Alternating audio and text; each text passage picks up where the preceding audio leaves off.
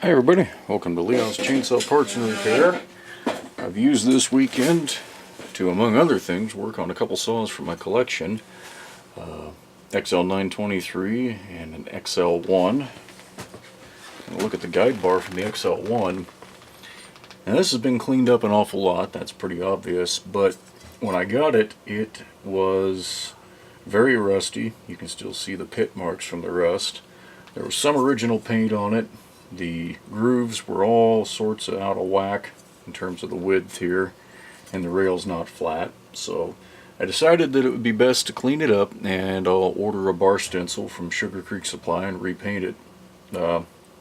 Just kind of wanted to go through the process though.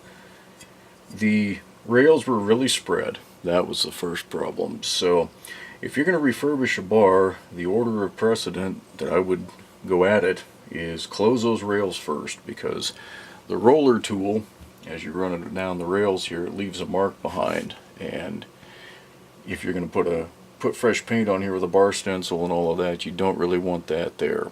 So get your rails closed, grind the sucker down flat, which you can see those fresh machine marks right there. It took a fair amount. This had been run for a long time with either a chain that had the teeth sharpened more on one side than the other, which is pretty common, or the rails had been spread for a while.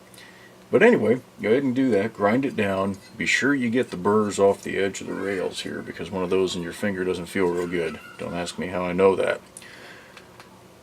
And then I took it to the blast cabinet once everything was set, and I sandblasted it. Well, these things don't have that look from the factory. I mean, granted, this is an aluminum cylinder, but you can see that kind of, slightly rough, dull feature from the aluminum oxide that I'm using.